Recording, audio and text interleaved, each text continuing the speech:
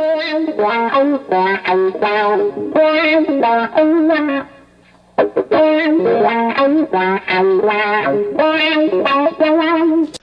to our second podcast here at The Extra Point. I'm your host, Tom, and my co-host here, Project Fad. How you doing today, Project? I'm doing well, thank you. Good. So first off, I just want to thank everyone for tuning in here to our second Extra Point podcast. I think our first one was a pretty good success, but we're definitely looking to make it much more improved on the second one. We have a couple graphics here for some of our segments. I'm also going to debut a couple, two or so new segments here. So let's start off, get into the Around the NBL here. We're going to start off by looking at our division breakdown and our early playoff picture. And since you are a member of the AFC over there, we'll let you go ahead and break down the AFC first. All right, sounds good. So, of course, I'm going to start off with the AFC East, where my Miami Dolphins are currently leading the division. We are looking to kind of knock off the two-time defending division champion in the New York Jets, and it definitely kind of looks like it's going to be a two-team race over there. And then we move down to the AFC North. Same kind of outlook there right now. Two teams really in the picture to win that division between the Pittsburgh Steelers and the Cincinnati Bengals. And at this point in time, and I think is how it will end, I think the Pittsburgh Steelers are going to finish on top there. Move down to the AFC South. Definitely a little bit different than the other two divisions we talked about so far. That's definitely a four-team race at this point in time. Tennessee Titans at number 1. You have Jacksonville Jaguars at number 2, and then you have the Colts and the Texans both there at 3 and 4. I think it's definitely going to come down to just kind of seeing how things have been going so far. Come down to the Jaguars and the Titans, but I think the Titans take that division in the end. And then finally the AFC West, two-team race here as well. San Diego Chargers, Kansas City Chiefs. They've kind of separated themselves from everybody else there the last couple of weeks. And Chargers playing really, really good football. And I think that they take the AFC West.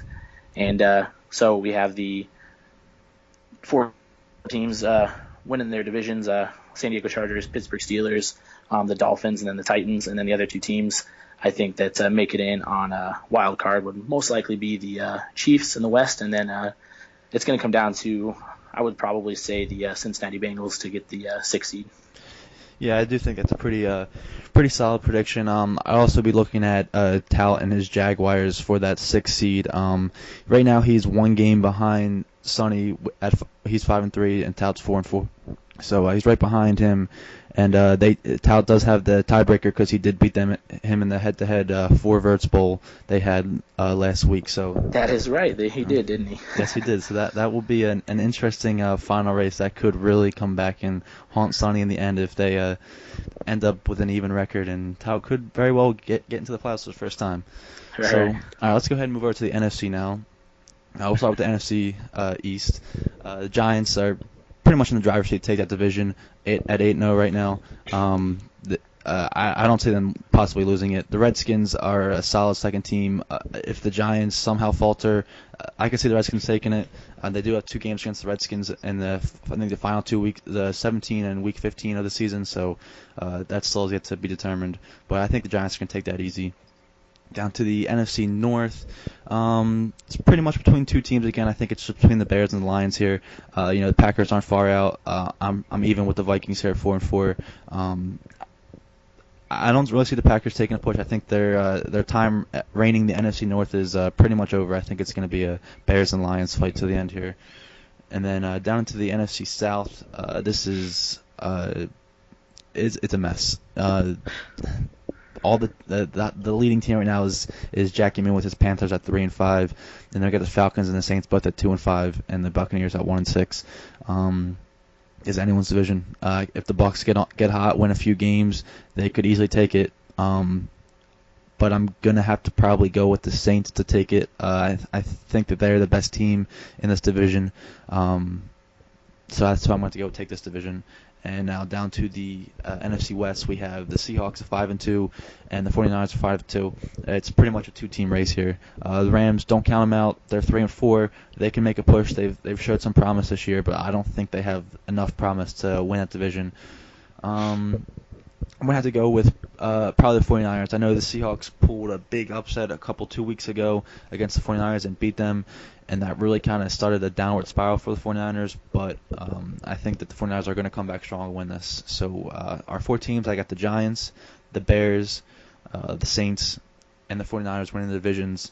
And I think for the wild card, we're going to be looking at definitely the Lions as, I believe, the number 1 wild card.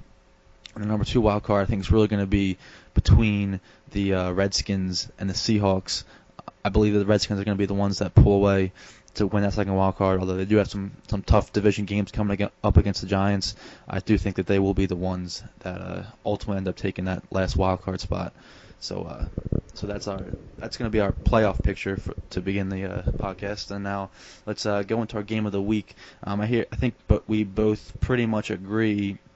The game of the week here is going to be the San Francisco 49ers at the Detroit Lions.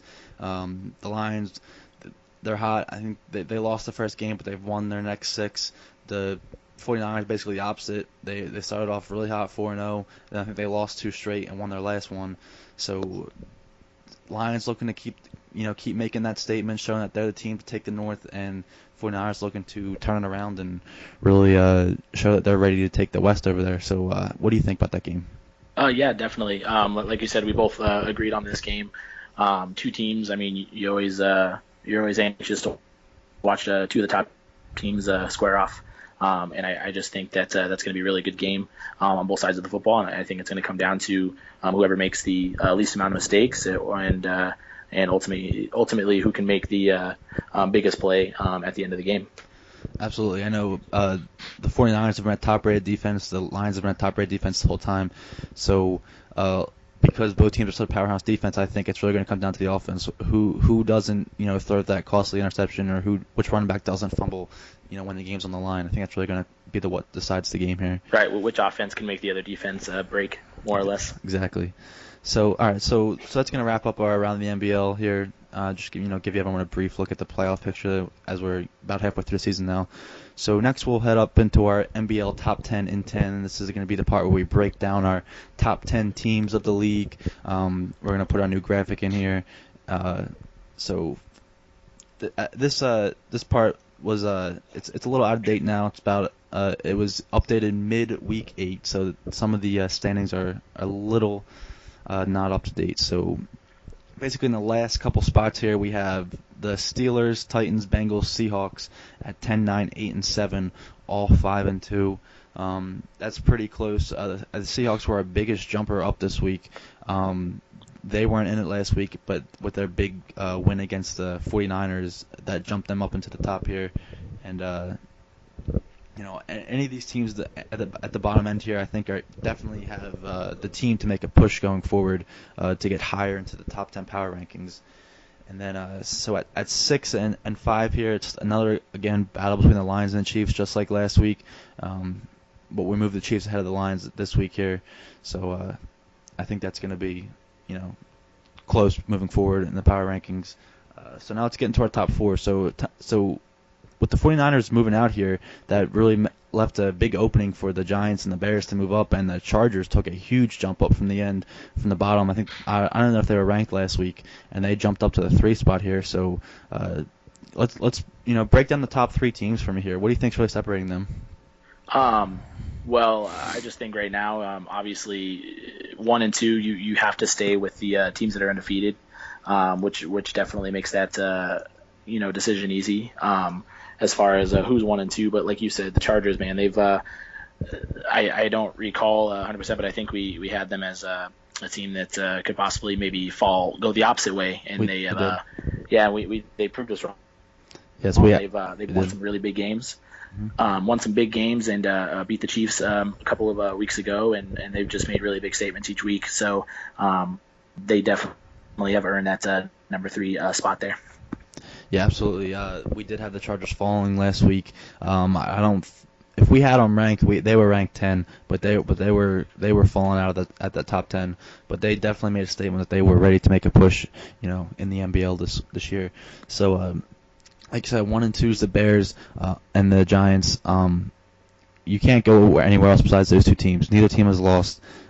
We don't know what the weakness is yet. No one has been able to find that out.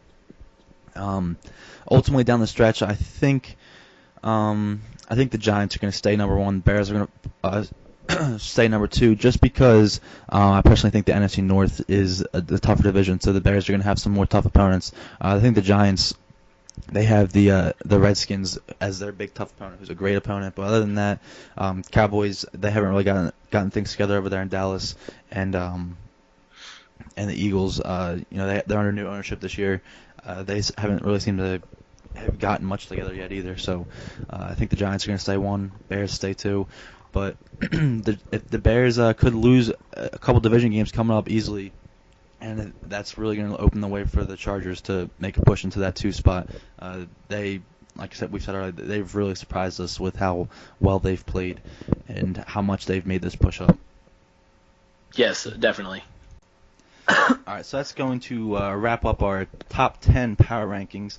So now let's look into our top 2 rising teams and our bottom 2 falling teams. So, Project, why don't you tell us about the 2 rising teams we have this week? All right. First, I'm going to go ahead and talk about the Jacksonville Jaguars and Tout. Have them on here. Once again, we've talked about it before, and we'll say it again that they're playing fantastic. They're already at 4 wins on the season. I didn't expect them to win more than 3 previously. So first, like we said, Tout and the Jacksonville Jaguars are the first rising team. And then number 2, it's been very well known that the guys over there on the Four Verts podcast have a lot of negative things to say about the Miami Dolphins, and so I would definitely love to share that we think that they are one of the rising teams as well.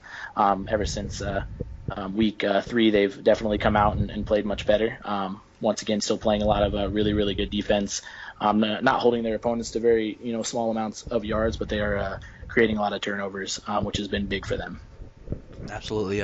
Like you said, with the Four Verts podcast over there, I know they've been talking about possibly debuting a top 10 power rankings. I don't know if they're going to do so, but I would suggest to the league not to listen to them. They've been nothing but wrong so far, and all the predictions they have made. What was it they said you were going to go 5-11 with the Dolphins? Yeah, I think that was Tout's. He was mad at me, so that was his shotgun prediction. Yeah, that was his I'm going to get back at you prediction there. Then I think, if I remember correctly, I think when you started off 1-3 or something like that, didn't he say you were going to go 3-13 too? Yeah, that again, just one of those things where I think Sonny calls it Tout doing Tout things. Tout doing Tout things. So I guess he kind of continued.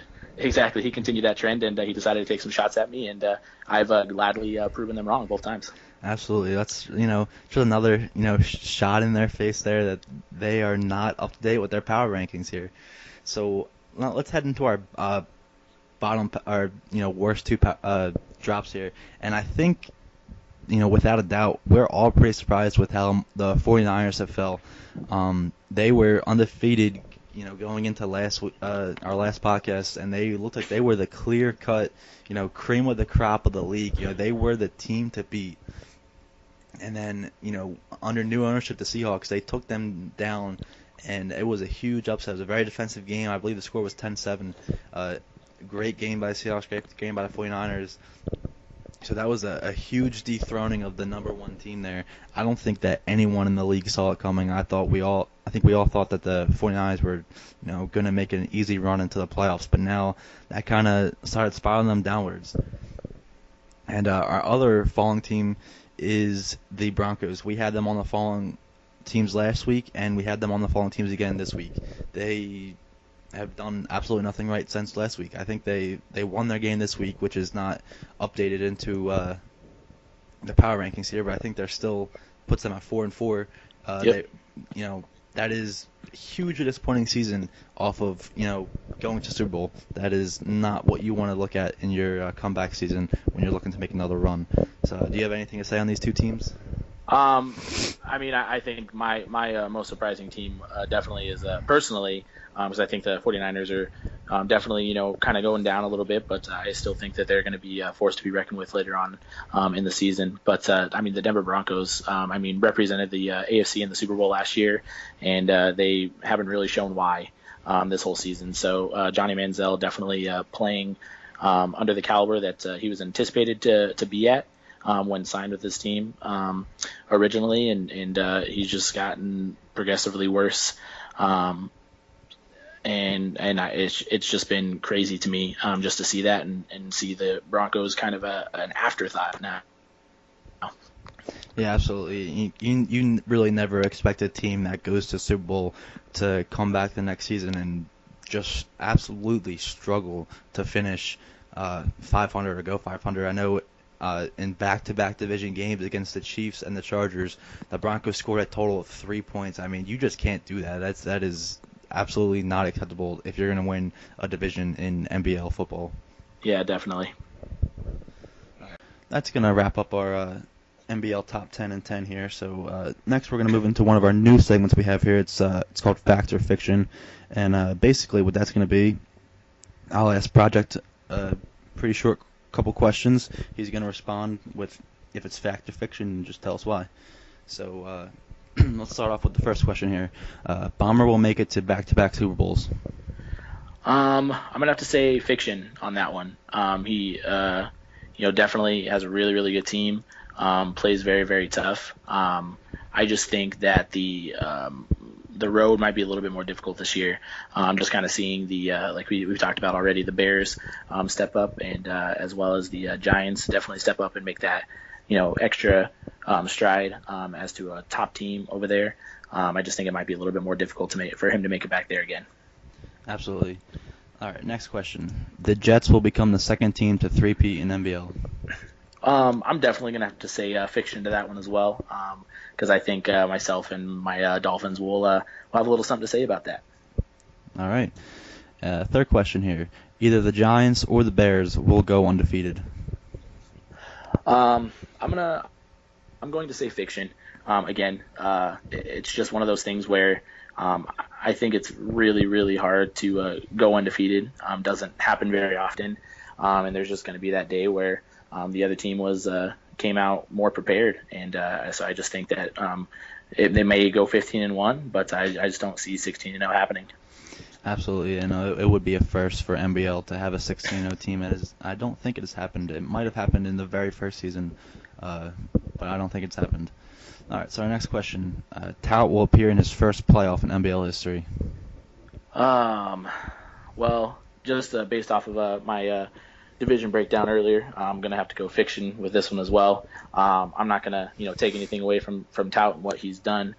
He's been playing very, very well. I just think that Sonny's going to play a little bit better towards the end, and he's on a mission to make sure that he doesn't lose to Tout twice this season. So absolutely, and I know Sonny would love to appear in the playoffs against Tout to get that rematch, but I don't think it'll happen. Right. All right, so our fifth question here. We will see an MVP this year who is not a quarterback. I'm going to say fact on this one, and it's just kind of seeing the numbers that a couple of the one specific running back has put up this year. It's just I think it's unless the pace slows significantly, I don't see why he couldn't be an MVP this year. So over there for the Chicago Bears, so I definitely think that he could do it. He could do it this season. Absolutely, I definitely agree with you there. I know currently the Bears and the Giants, as the only two undefeated teams, are not really having outstanding years with their quarterback, so that's really going to take away there. And I think the league-leading quarterback right now is Teddy Bridgewater on the Vikings here, but like my record is not very good this year, so he's not going to be winning the MVP race, I don't believe. All right, so let's move into our last question now. This one is directed more towards you here. So, Caleb Slaughter will be suspended for a second time this year. I'm gonna have to say fiction once again, just because I think he's been brought to light a little bit with the situation that happened, and he's a professional, and he doesn't want to have that lingering over him beyond this, so he's gonna take his suspension and move on, and don't plan on seeing him there again.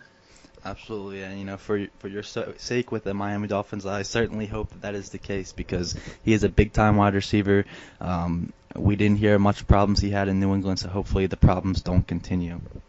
Yeah, a little crazier in Miami than it is over there in New England. So. Absolutely. All right, so that's going to wrap up our fact or fiction. Next, we're going to move into what I think is one of our fan favorite sections, which is Crybaby of the Week. So we're taking a little shot at someone in the league. So this week's Crybaby of the Week is going to be Backley, the owner of the Denver Broncos.